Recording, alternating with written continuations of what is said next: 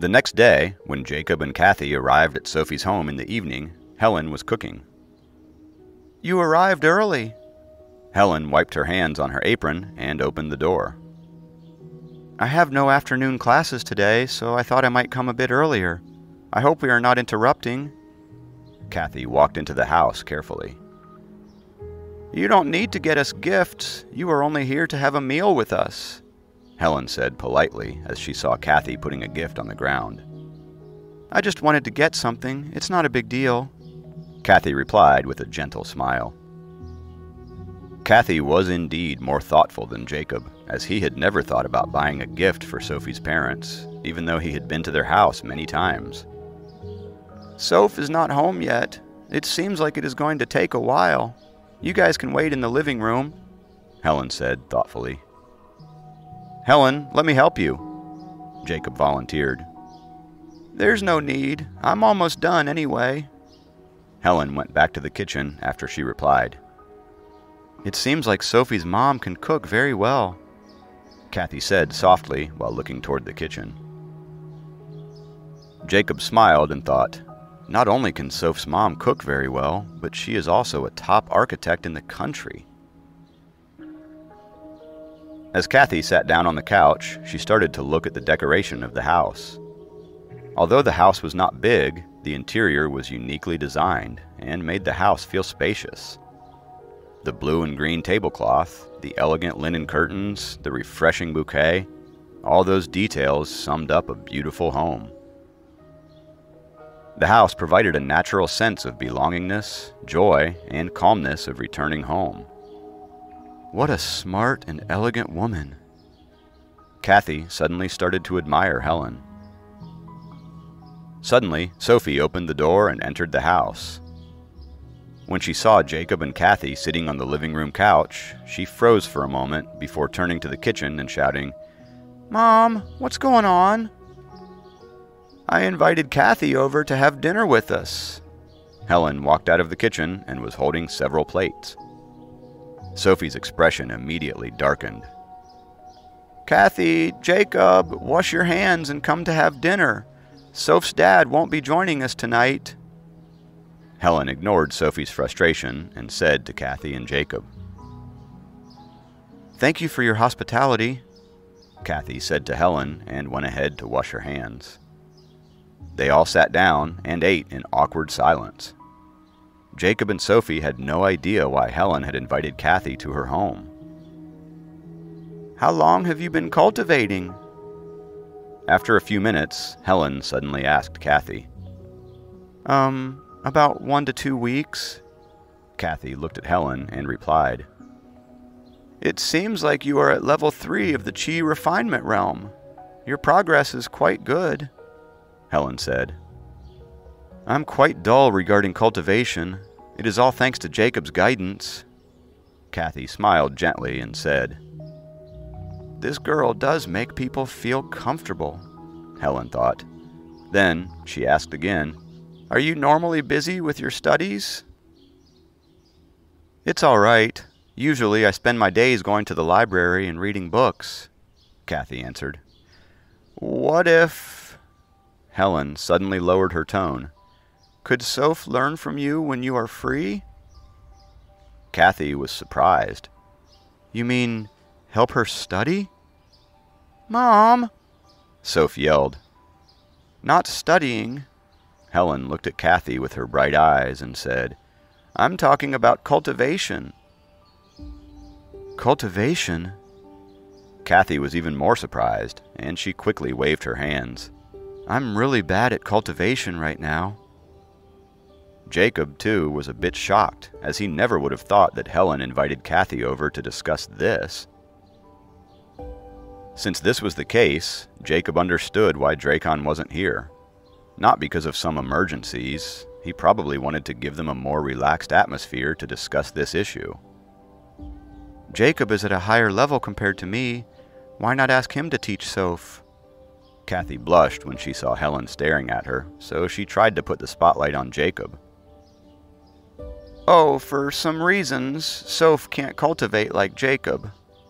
Helen stopped for a moment before continuing. Your master has agreed to accept Soph as her non-official disciple, but she will need your help cultivating. You talked to her master already? Jacob was more shocked. Soph was at the 3rd level before. Because of some incidents, she lost all her power. Now, she is getting weaker and weaker, which is what I'm concerned about. Helen directly stated her concerns. It was extremely dangerous for dragon cultivators to lose their dragon cores. Although it wasn't easy for adult dragon cultivators to lose their dragon cores, they would definitely die if someone else took it away from them. Since Sophie was still growing, she could stay alive for a few years even though she lost her dragon core. However, as a member of the dragon tribe, the weakening of her body would become more and more evident without the support of the dragon core. Sophie had never gotten sick before. However, she got a fever a while ago. That was an example. When that old woman came to visit, she gave Helen some advice. Although she couldn't make a dragon core out of thin air, nor could she fix Sophie's problem, she informed Sophie's parents that Sophie could cultivate like a human cultivator and absorb nature essence to improve her health. She might even be able to use some of the cultivation techniques. This advice gave Helen some hope. Not even the best elixir pills or spiritual herbs from the Dragon Palace could change the fact that Sophie's body was becoming weaker and weaker. However, if Sophie started to practice human cultivation techniques, it could at least assure Sophie's good health for the next few years. In addition, Sophie had a great body type, known as the Heavenly Spirit body type, since she was a dragon. Compared to ordinary humans, she had much higher potential. Another thing was that, although Sophie would be a non-official disciple of that old woman, to others she would be related to a soul formation realm cultivator. Even if the old woman wasn't going to do anything to help North Atlantic, other people wouldn't dare to hurt Sophie anymore. Because of the old woman's status, Sophie, a dragon, couldn't be her disciple. However, Kathy could. It wasn't appropriate for a human cultivator on the soul formation realm to have a close relationship with dragon cultivators. Kathy didn't have that concern. Helen understood the meaning of the old woman's words and had been thinking about it for a few days. It had been on her mind up until she met Kathy yesterday and invited her over today. Helen looked at Kathy sincerely. What do you think? Kathy hesitated for a few seconds and said, If that is what Master wants, then I will try my best to teach Soph. Helen smiled gratifyingly. All right, that's settled. Jacob will guide Soph with her studies, and Kathy will guide Soph with her cultivation. Mom! Sophie put down her bowl as she was fuming with rage. Soph! Helen finally turned her head to Sophie. From now on, Jacob will have many things to do. Do you wish to stay at home or go with him? Such as the Nine-Dragon Palace. Do you wish to follow Jacob there but do nothing?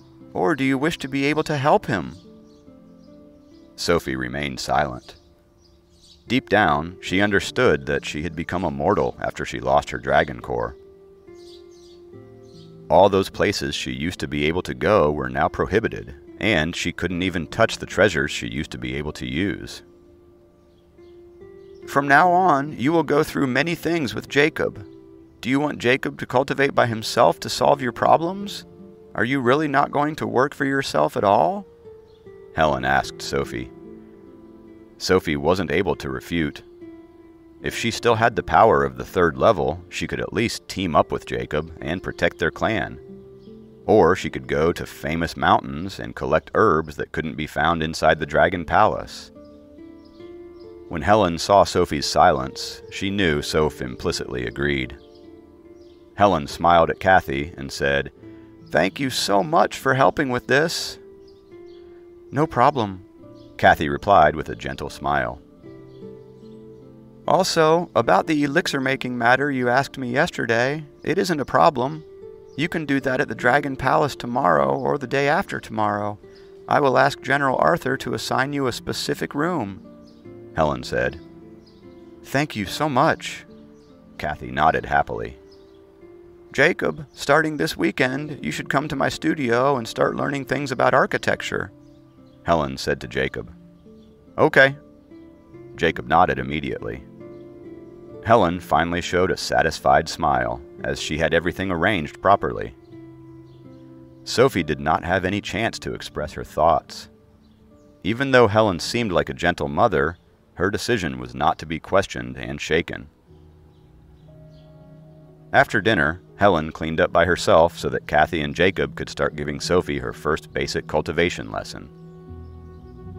Kathy smiled and followed Sophie to the second floor. Jacob looked at Helen and saw her waving at him. Therefore, he went upstairs as well. Sophie's room was warmly decorated. Compared to Kathy's room, this room was 100 times more beautiful.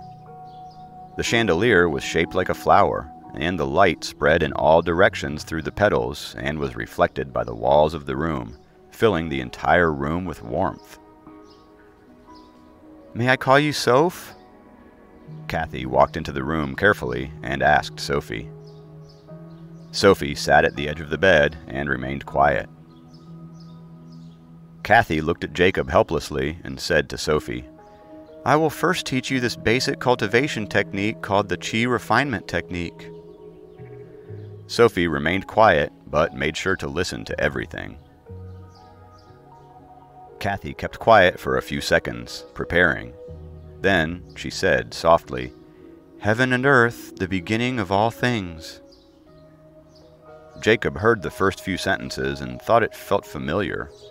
He tried to recall it from his memories and thought, "Isn't this the scripture that was on the stone monument inside the Dragon Temple at the mountaintop when we toured Wildcat Mountain?"